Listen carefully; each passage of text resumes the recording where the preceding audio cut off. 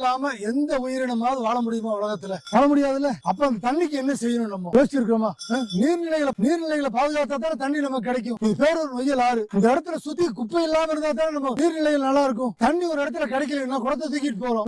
ரயில்ல போறப்ப ஒரு பாட்டில் தண்ணி எப்படா வரும்னு பாக்குறோம். தாகம் எடுத்துச்சுன்னா நான் வறட்சி ஆயிடும். எங்கடா ரயில் நிக்கும், யாரா கொண்டு வருவாங்க, தண்ணி எங்கடா காணும் சுத்தி தேடுவோம். ஒரு கிராமத்துல 4 நாள் தண்ணி வரல எவ்வளவு போராட்டம் பண்றோம். நிறைய இடத்துல பாத்தீங்கன்னா சாலைகளை நடுரோட்டு குடத்தோட வச்சு தண்ணிக்காக போராடுறாங்க. அப்ப நம்ம தொலைநோக்கு திட்டம் வேண்டாமா? அப்படி நெருக்கடியான நேரத்துல தண்ணியை பத்தி தேடணுமா, தண்ணிக்காக போராடணுமா? நம்ம ஒவ்வொருத்தருக்கும் தொலைநோக்கு திட்டம் வேண்டாமா? தண்ணி நம்ம நீர்நிலைகள் இல்லாம இருக்கா? ஒவ்வொரு ஊர்லயும் நிறைய இடங்கள்ல பாத்தீங்கன்னா ஆறுகள் போகுது. ஒவ்வொரு ஊர்லயும் குளம், கம்மாய் எல்லாமே இருக்குது. அது நீர்நிலைகள்ல குப்பையை போடாம சுத்தமா வச்சிருக்கணும்ல. இப்ப இது வந்து பேரூர் படித்துறை விடுதலை சார்பு பூரா சுத்தம் பண்ணிருக்காங்க. ஒவ்வொரு ஊர்லயும் அன்னாரமா நிறைய பக்கம் பண்ணிட்டு இருக்காங்க. நம்மளால என்ன பண்ண முடியும்? தனிப்பட்ட முறையில இவ்வளவு பெரிய குளத்தையோ ஆறையோ தூர்வாரி சுத்தப்படுத்த முடியாது. ஆனா நம்மளால ஒண்ணு செய்ய முடியும்ல. கோயிலுக்கு வரோம், படித்துறைக்கு வரோம், குப்பைகள் எதுவுமே தூக்கி வீசக்கூடாது, எந்த விதமான கழிவுகளையும் தூக்கி போடக்கூடாது. ஆனா சுத்தி உள்ள வீட்டுக்காரங்க என்ன செஞ்சிருக்காங்க? அவங்க வீட்டுல வர கழிவு தண்ணியை பைப் மூலியமா கொண்டு ஆத்திலே விட்டுருக்காங்க. இப்படி இருந்தா எப்படி தேங்காம இருக்கும்? சாக்கடை தான் அது. எப்படி ஊர்ல சுத்தி இருக்கவங்க எல்லாமே ஆரோக்கியமா இருக்க முடியும்? அதனால அப்படி யோசிங்க. எந்த விதமான குப்பையையும் ஆத்துலயோ குளத்திலேயோ கம்மாயிலையோ ஊரிலேயோ நீர்நிலையில போடவே கூடாது. முதல்ல முடிவெடுங்க. அப்படி எடுத்தா மட்டும்தான் நம்முடைய எல்லா உயிரினத்துக்கும் தண்ணி கிடைக்கும். சுத்தி இருக்கவங்களும் ஆரோக்கியமா இருக்க முடியும். அதனால நம்ம எல்லாருமே சேர்ந்து செய்ய வேண்டிய ஒரே